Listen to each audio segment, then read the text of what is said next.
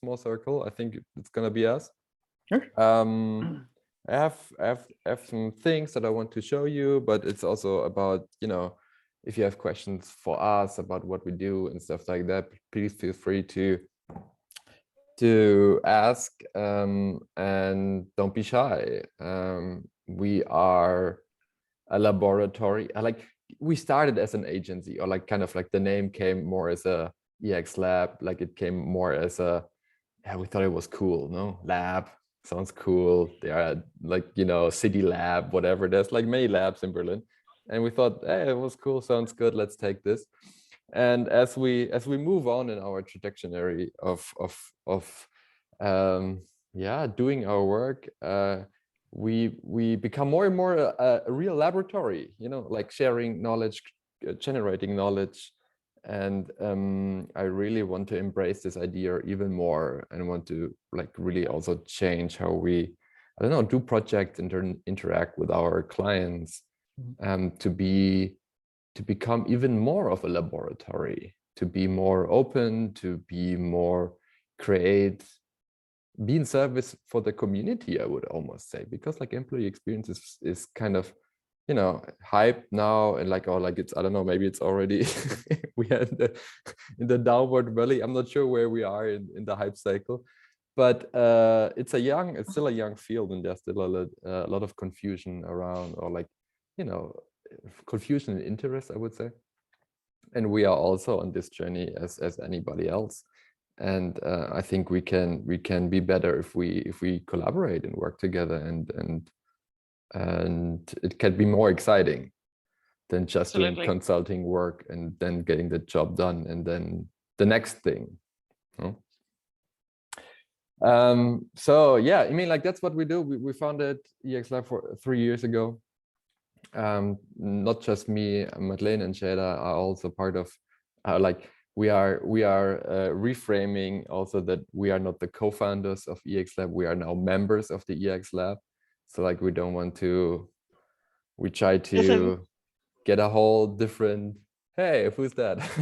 Oh, that was my dad. Say hi. Greetings from Berlin.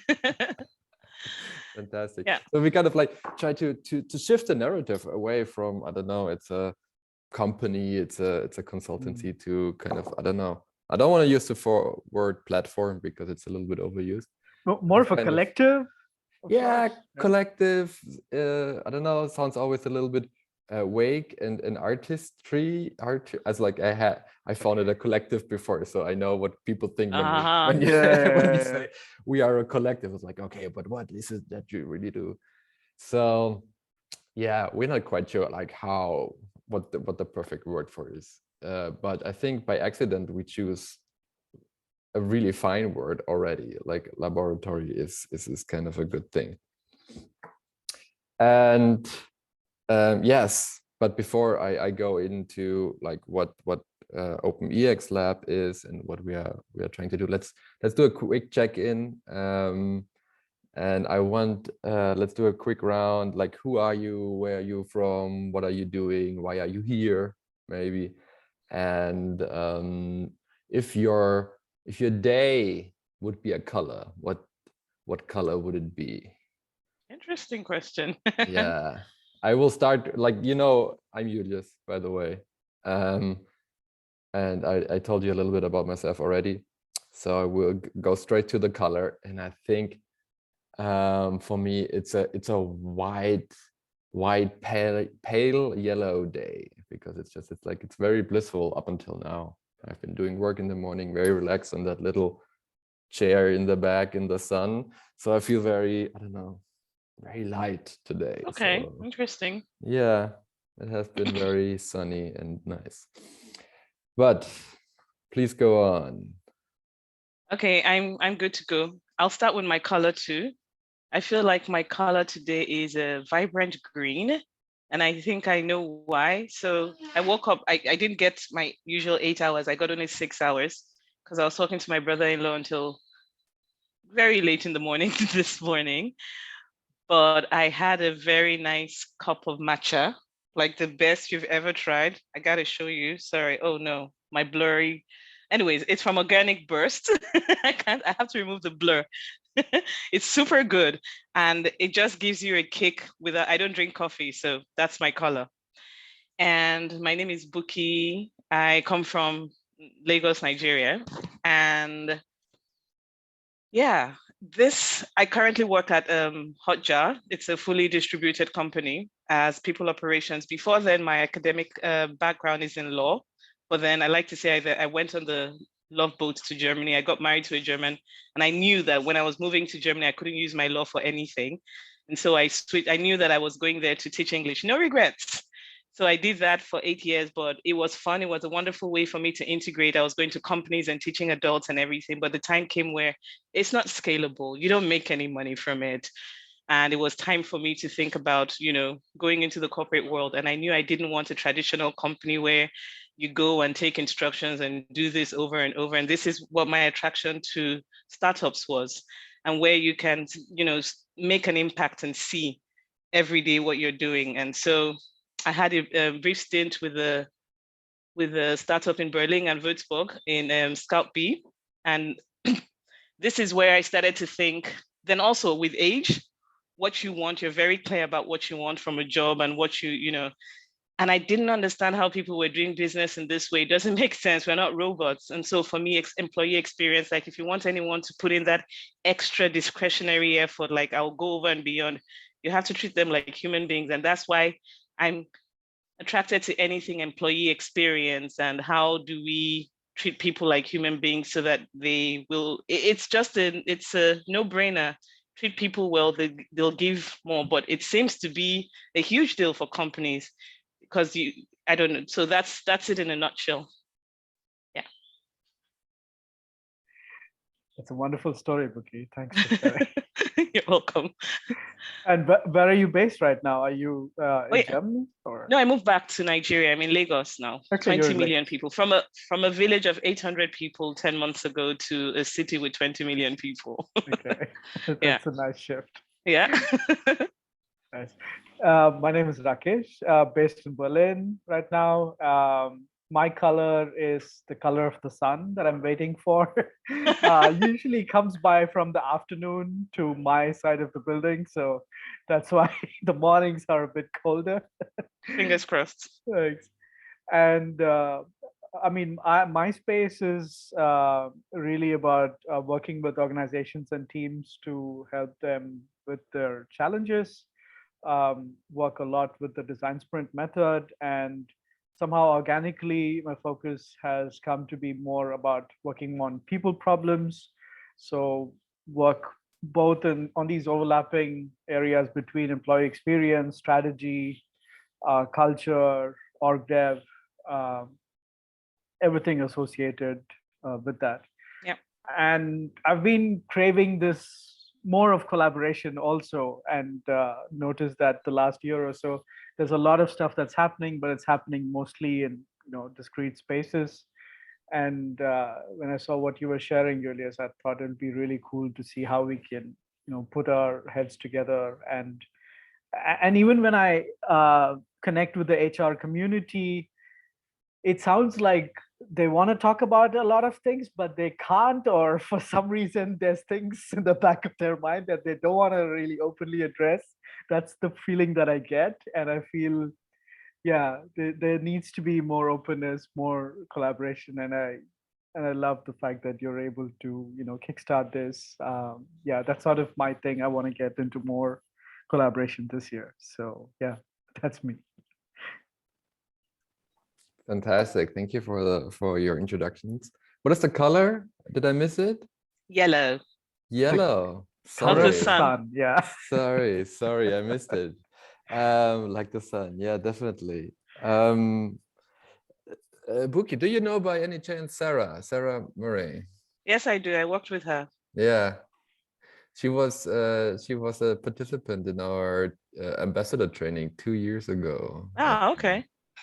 And funnily enough, we currently work with her in eBay Kleinanzeigen. We are redesigning the onboarding experience. Oh, nice. Yeah. So small world. it is a small world. Because when I heard Scout B, I was I was looking in my little Excel sheet because that rang a bell, and I was like, yeah, Sarah was at Scout B back then. Yeah. Yeah. Fantastic. And I can give you an update. She's now moving to Norway. Oh, interesting. It is interesting. Okay. So far, so good. Yes, exactly. I mean, I think Rakesh mentioned something kind of an interesting point. It's like the whole that employee experience is, of course, like an HR or people topic, but we also realize that yeah, this kind of discussions around the HR space are shaped by their way of doing it, and it's really hard to have this kind of like design reflections, design conversations, and collaborative efforts sometimes in that space, because it comes from a very different mindset. Yeah. Bucky is like Tell me about it. Yes, right. Okay, and yes, we would love to change that. We did webinars, we did virtual intros and stuff like that, and this worked great. First off, to get us kind of introduced into this bubble, but there's only so much you can do with like virtual intros and telling people how the 5 bubbles of design thinking work in relation to employee experience design, etc., or how experience design theoretically works. So that's why also we want to be more open with our knowledge. But before we jump into it, like, do you, Bucky maybe, or Rakesh, do you have, I mean, kind of, if you read our websites, a few of our projects, and I can promise you in the future, if you read our website, you will be in touch with even more projects, because I'm currently working on building our cases, which we did the last 1.5 years. But in case you have any questions about anything we have done, or like you've seen about us, feel free. If you have anything that you want to know, feel free, you can ask now or also later. Okay, you have a question? No, we're good to go. No. Okay, so maybe you've seen the OpenEX Lab website, like the kind of like the Notion page that we created, and I will just share my screen with you, so it's a little bit easier for you to see this. Also, I need to open it. Let's see.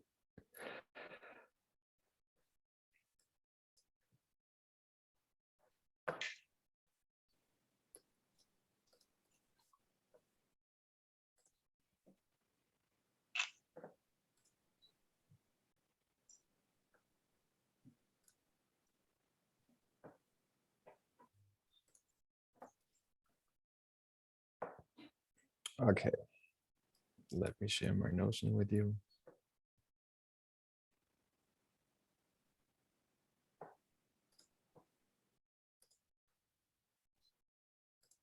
Where is it? Here. Okay. So this is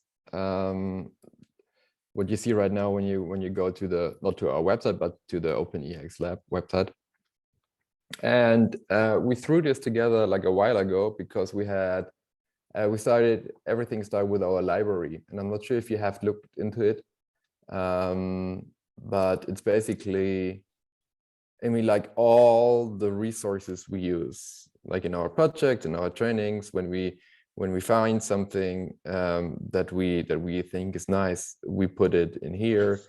We try to kind of tag it in a way that makes it kind of easy to find out. Now it's like, I think it's like 130 or something articles, and we try to make sure that it's not just like articles that have 5 buzzwords in it and then a little bullet list and the 5 things you need to do, but it's really I mean, like, this is stuff that helps us. So it's like It's like we really use that. One of my favorites is the improving onboarding with employee experience journey mapping.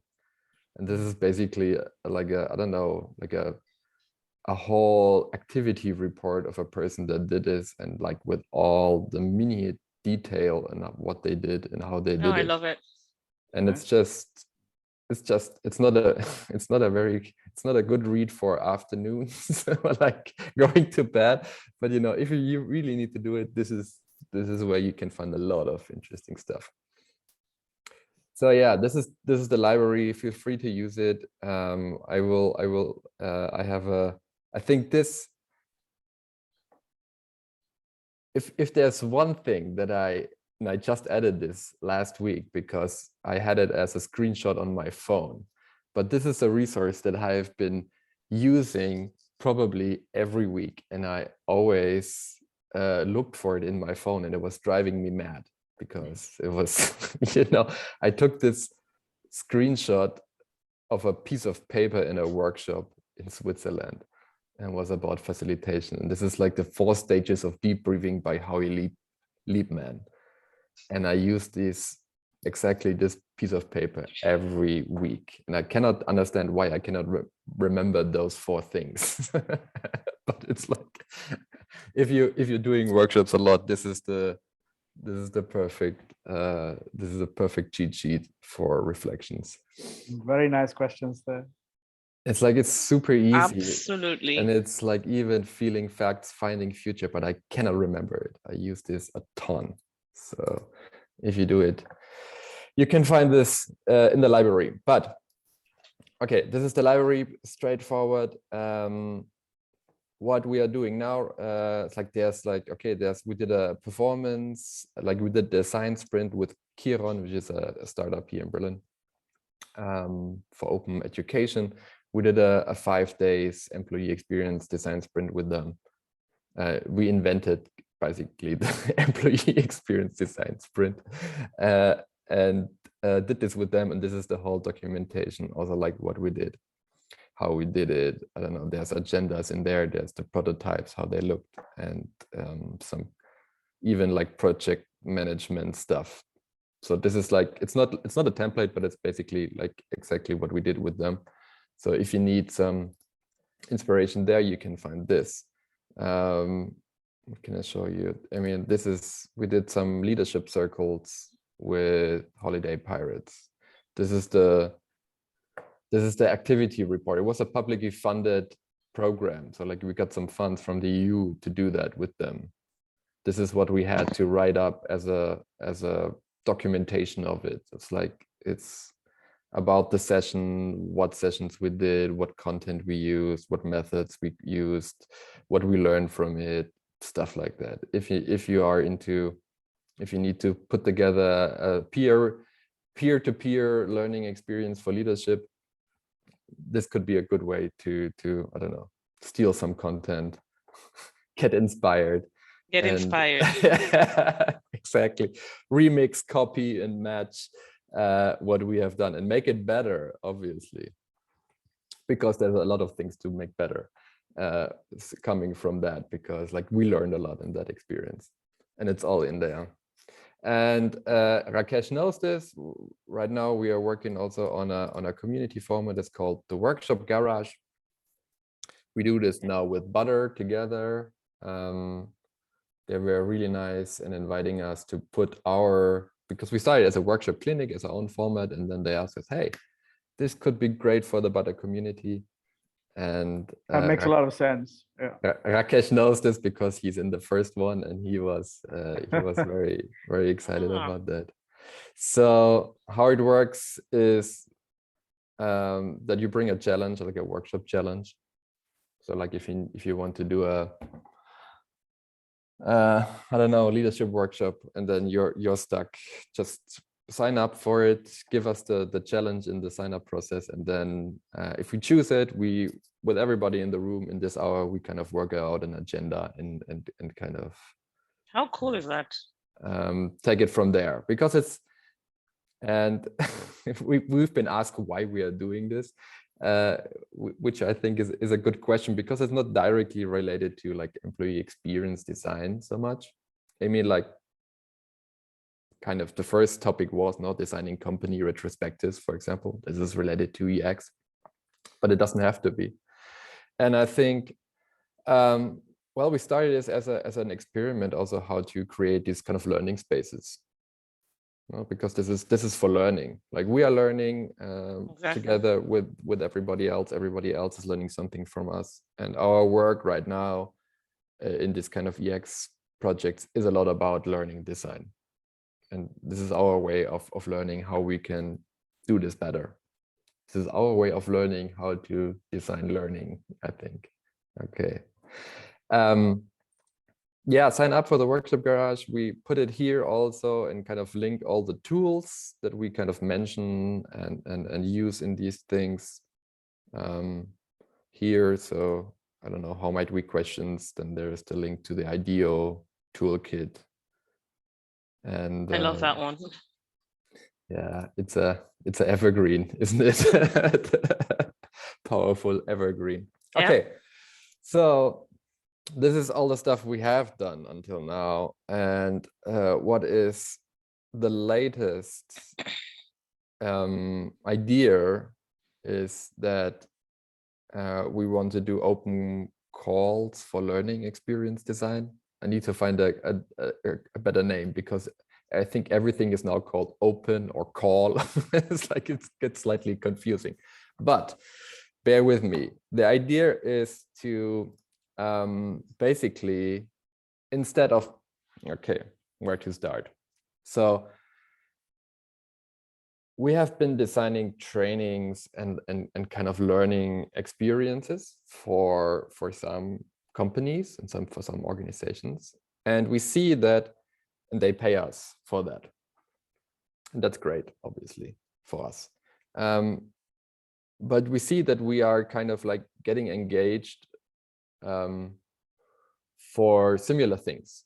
No, if you're good at something, then another person comes and like, hey, we want also like a leadership circle program. And we're like, okay, that's fine from a business perspective, but we think it's a kind of a waste of our energy, basically, because it's kind of the same thing again and again and again and again. And we are always very curious about the first things, you know, the first project that is related to that.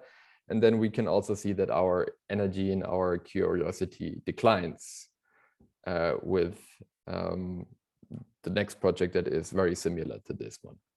Of course, I mean, like, there's learning involved, and we iterate, obviously, our concepts.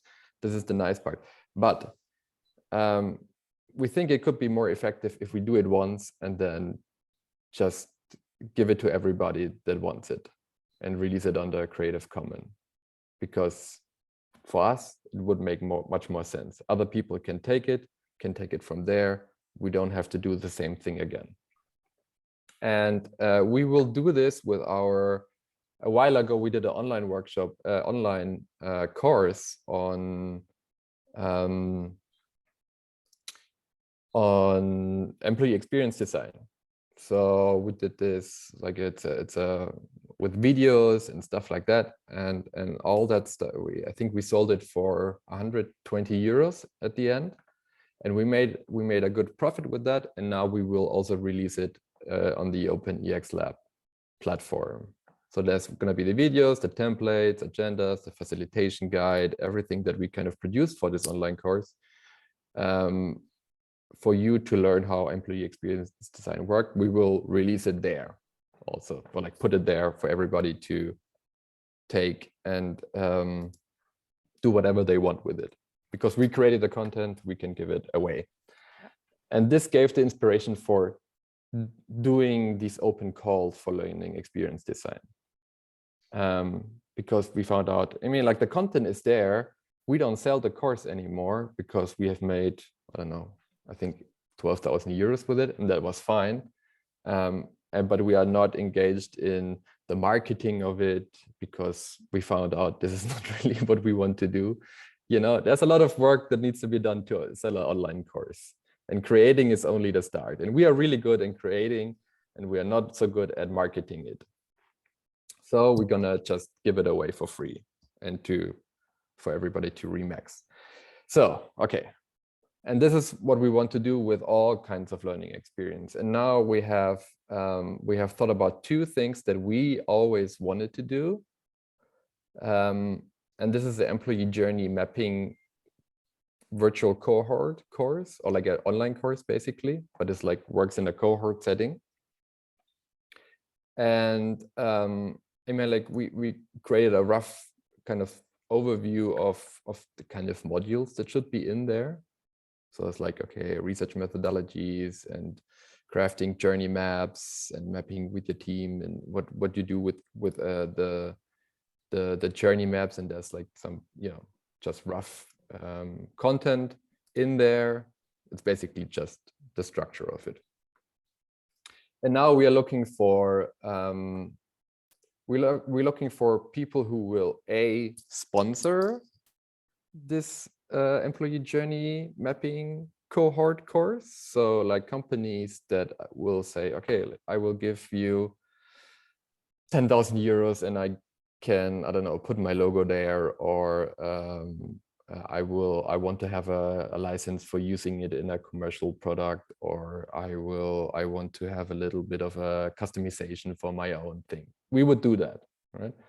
And then, but the condition is obviously that the content gets to be released under Creative Commons. So sponsor, or like, I don't know, be the first, have a seat in the first cohort, no?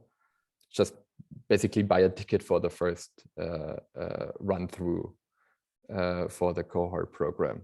And so far we have, so like we kind of, we have a table somewhere that is very ugly, so I didn't put it in in the website, where we calculated, or like it's ugly and you cannot really easily read it. So I have to work on that, but it calculates how much we would kind of charge for this if we would do it for a client, and it's around about 25,000 euros. And so we're trying to finance this with sponsors and with people that will be part of the cohort. And so far we have sold 3 spots to one of our clients that we work with. He has booked 3 of 12 spots in the initial cohort. But if you know a company that would be interested in in sponsoring this, if you know people that are interested in yeah, I don't know, participating in the first cohort, that have a generous learning budget, feel free to forward them this, and then maybe we can put it together. And the goal is to do this by September 2022.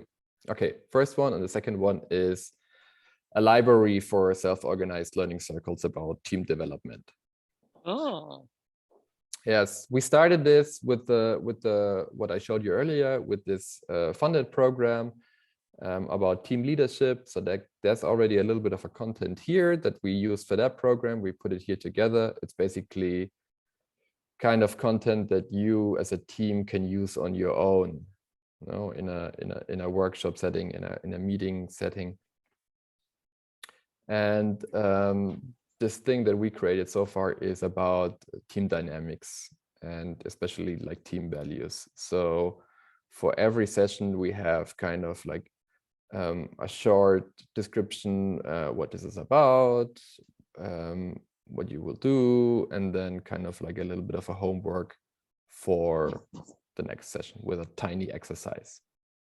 And this is like, you know, is available for all sessions, for 5 sessions. And this is also available in the website. You can read this and take this. But we want to expand. We want not only team values or team dynamics. We want to have a circle on team mediation. We want to have a circle on team meditation. We want to have a circle on self-help. We want to have a good circle on psychological safety.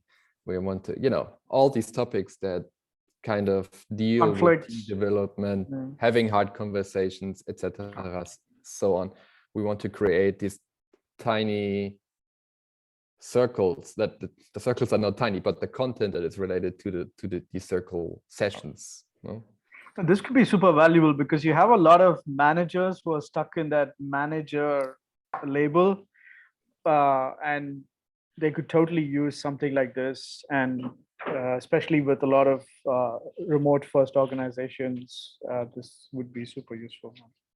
Exactly. And I think also this makes a lot sense to do it, you know, Creative Commons style, because like this is content that can be reused and recycled over and over and over and over again in very different settings. No, if you need it for a workshop for your team leads or something, that, you know, you could go in there and like look for something, you know, you don't need to do a circle per se, but you could take a little exercise there and take it. Or I don't know, if you have, I don't know, like companies that have these apps with like micro learnings, no, they could use some content also there under a commercial license, but definitely something that they could use, no?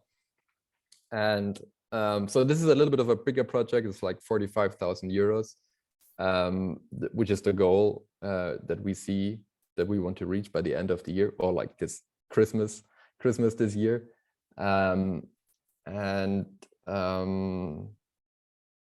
Yeah, I mean, like, exactly. And you could support this by sponsoring it or becoming a collaborator. So we're also thinking about this collaborator thing is like you get to be a paid collaborator. So like we will try to get the financing together, and then we kind of outsource, or like not outsource, but, you know, collaborate with different people that also get paid from this financing in order to create the learning experience, because we also cannot do everything on our own, or like right now we can't, because we still have projects and stuff like that to do. And yeah, so I'm really excited about this. I'm really happy that we kind of could start already to put a little bit of a financing in this first project idea together. And I am basically now making rounds with our clients and everybody that I kind of know to convince them that this is a really good idea. And also we are trying to convince our clients that we have designed stuff for, that we are allowed to release it under Creative Commons. And so far we have convinced the World Food Program, or like they didn't need a lot of convincing. They were really happy to do that, the World Food Program, because we did a email course for them about psychological safety in teams, and they said, yeah, sure, you can release that. So this will also be popping up on this OpenEX Lab Notion thing. So, I talked a lot. What do you think? What do you think about this? Is it a good idea? Is it a bad idea? So lots of what is the first kind of barriers that come to your mind, or like the first obvious challenges, or I don't know, just let's talk about this, or about anything that I just presented to you. I'm just wondering, who exactly is it for? Who has the pain, and how do they recognize that this is the right thing for them? I find both of them really cool. I mean, very much needed. From my perspective, I get it, but my question is the person sitting there, you know, who really deals with it or has the pain, are they able to recognize it? How will they find this? How will they know that this exists? I see that's one of the biggest challenges. And like you said, I think that's more of a marketing challenge then. Yeah, definitely. I wanted to run away from the marketing, and now I'm back at it. And in addition to this, another thing, I mean, I sort of had something on my mind. It's very similar also. I can imagine there are frequent problems that pop up, right? And I was also thinking it will be cool to find, say, top 3 problems, create a sprint around it, and, you know, also that could be open source. Like you have things in organizations like when a scale up is growing, they end up restructuring and reorganizing and putting two large teams together or something. Maybe that's a recurring problem. Or I don't know. I think that's another thing to find out, maybe from your experience also. That I find that also very interesting, because then it's usually the same things again and again, and you're better off saying, look, if you run into this issue, just go run this DIY, and if you have questions, come back, and if you want a debrief or a reflection, just that part will cost you extra. Yeah, I mean, like, an interesting idea about the kind of like build workshop formats around problems, no? Yep. Or like things. I like that idea because it's a little bit more straightforward. It's more like I have a pain, give me a pill. Yeah, more or less. And most of them have the same pain, right? Like one of the pains I think I found out was like most founders struggle with learning how to recruit and hire. So they have to do it themselves initially. They end up screwing it up, and it costs them a lot. They learn in the process, but then the next person comes along and they do exactly the same thing. Yeah.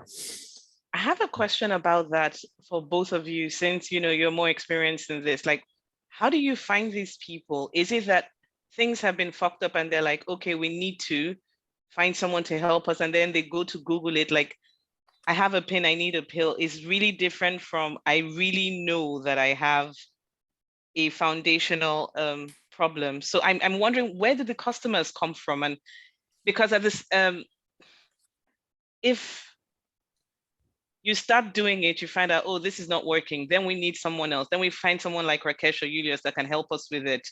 But if you don't really know why, like, you can only so much force someone to the horse to the stream. You can't force it to drink water. So I'm wondering, with your experience, how does it work? Because after doing all this wonderful work that you can really see, how many really do you see the difference? Do they become beautiful afterwards? Like, you have this beautiful garden and look, it's working. Because then I would feel really horrible to put in all this work, and at the end of the day, yes, you make some money from it, they buy it anyway, who cares what they do with it? So I don't know if I'm dragging us back, but I'm just really curious about it. No. That's You can drag us anywhere you like. Yeah. Happy to be dragged along. We are in your hands, Bucky. So how does that, what kinds of clients do you find? Where does this come from? Because a lot of people I find still don't think it's all this, this buzzwords. And I've heard Julia say it a couple of times, you're very careful about these words that sound very, because it's been overused. But the thing is, it's the content, and it makes sense to do things this way so that things will, you get this solution or this result. Yeah. I mean, like, I can share from our experience that I mean, like, nobody finds us on the internet because they look for employee experience, design, help, or something like that. I don't think people even Google that stuff. It's like, how can I redesign my onboarding experience? It would be fantastic because, like, I don't know, they would definitely find us, but they don't. Our projects largely come from, well, let me reframe this. Our most impactful projects come from a initial different goal. Okay. So, like, when I think back on this one project, I mean, we got approached for doing a fun team intervention workshop. So, there was no, we need to really be carefully and meaningfully design our employee experience. Like, we want to have a team workshop, it should be fun, end of the year, let's do something. No, and we were like, sure. I mean, we were happy to design this. We love workshops, we love fun workshops and doing improv and all these interesting and curious exercises. So, like, there's a lot of fun and also quite impactful, if you ask me. But from there on, we kind of got in touch with the people team and also like with the leadership, and so like a conversation began. And it's more like a back and forth, also like a little bit of education. What is the employee experience design? What are experiences versus processes and stuff like that. And from there on, we got into a very interesting project with them. That is like, I would say it was, an interesting project with a good outcome, really, for them.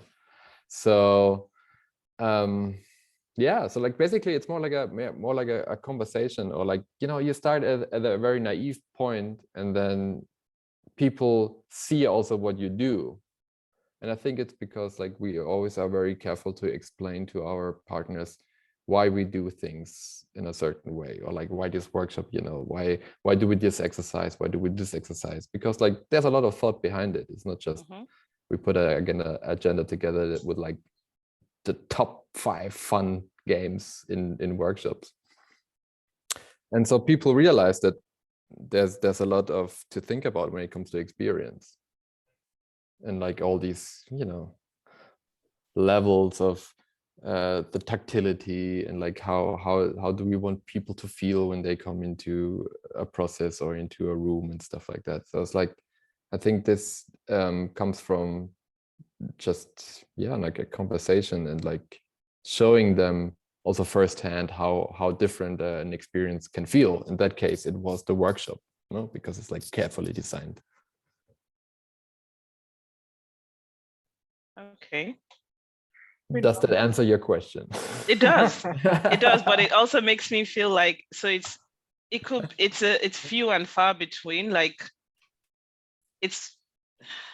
you work with what you get, and yeah, it's interesting. I mean, I think my experience has been similar.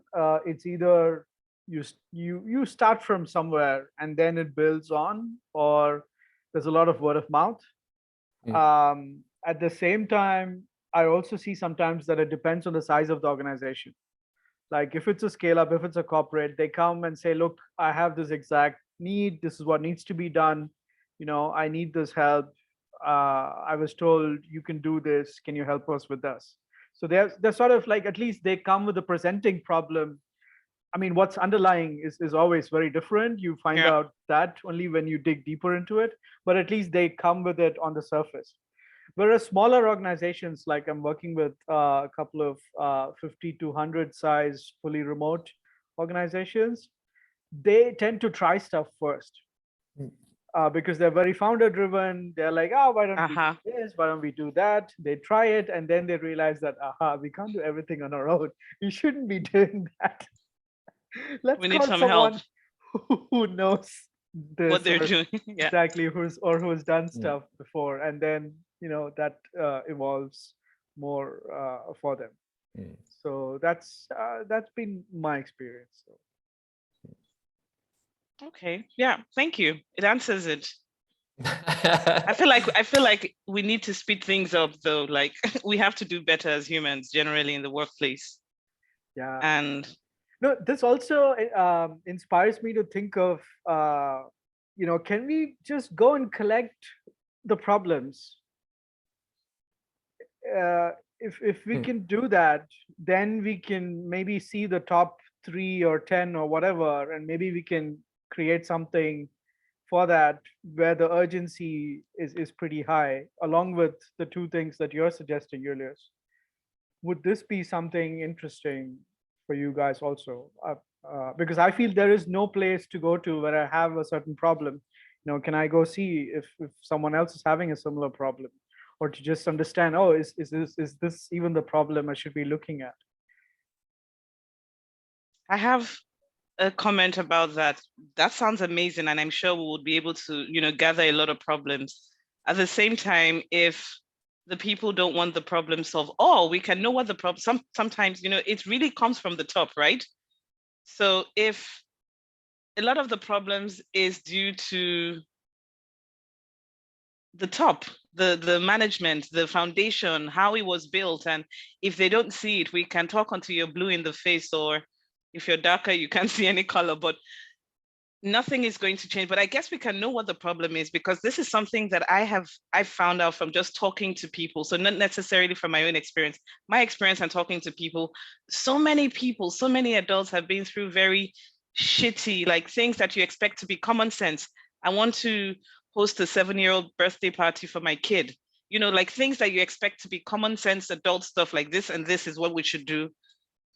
It doesn't, you don't see it in corporations where money is being made and these are lives involved and everything, and everyone just treats it like. So yeah, we will find these problems, but some will be unsolvable because the people don't want to solve it. But I guess that shouldn't stop us from gathering the problems, because I think there's so many I'm not even worried similarities. about the solution in the first place. I'm Okay, just thinking okay. of, can we find the right problems, and can we understand their urgency?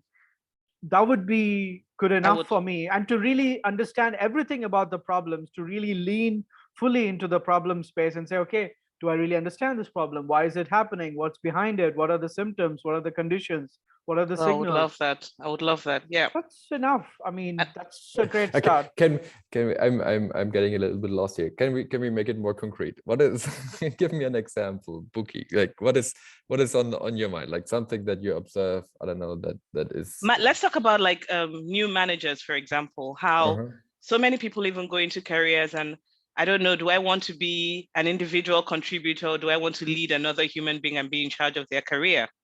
So there's that monetary aspect in most companies attached to it. You're an IC, you're not paid as much as, and at the end of the day, we're all working because we want to earn a living, right? So you go into it so that is another problem. For example, let's talk about new managers and how you're just dumped with 3 people. These are your direct reports. You have no idea how to go about it. It's miserable for you, the manager, is miserable for the people. That's a problem, for example. But then what Rakesh is saying, like, how did we even get here? You know, so in my head, I'm thinking, maybe this person doesn't even want to be a manager. But yeah, being a manager, I get paid more, but I just want to contribute and I don't want to be in charge of another person's. So in my head, I'm thinking, Rakesh, these are the kind of problems I'm saying, because that trickles down to everything. You're miserable when you come to work. The manager is not able to shine the way they should shine if they were, for example, an individual contributor, and so on, you know, things like that. There's a lot of first-time managers or managers that have always done things this way, for example. And this could be because of a growth pain, right? Like there's a growing organization. They don't have the time yet to put systems and processes in place. And exactly. That's how this happened.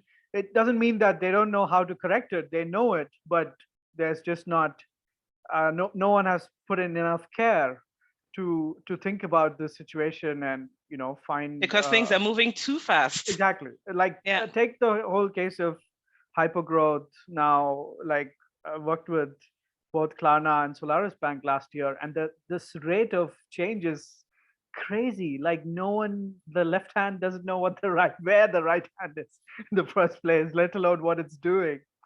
And coming from the outside, I'm like, what do people do here? How do they exist? Right? And being within that bubble, a lot of them are able to cope. A lot of them are not able to, but you don't have a choice.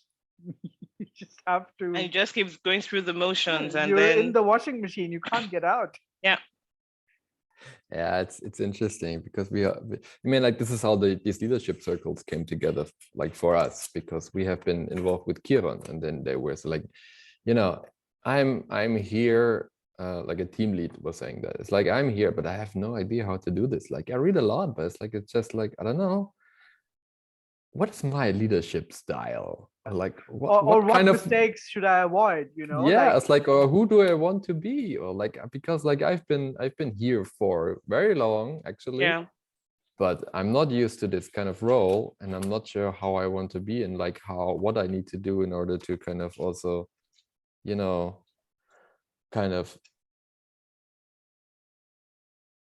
get the values of the company across. And she didn't have problems with that because she was so long there. But it's like, you know, what is my style? How do I want to do this? And how are others doing it? And why am I not talking to them? No. And then so we're like, okay, let's get all the new leaders, all the old leaders, get them in in a peer group, let's exchange and Yeah. let people talk about this. I mean, like later with the program, we kind of introduced also content and, you know, good leadership, situational leadership and stuff like that. But the first thing was just like talk, share, because they don't do that. You know, they have But they their don't have the team, time for it, or they don't have the means to do it and also. there's no structure in place to do Yeah. it. I mean, Yeah. like they have usually their teams, they have like their senior management that is like either it's very here or it's very far away. Yeah. I don't know.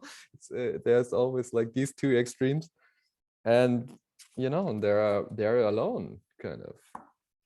So yeah, I mean, like I mean, this could really easily or like nicely connect to this library idea that we had. So maybe it's more like also like a structure template or like workshop template or like a session template or something like that to get things started. No? Sure. Yeah.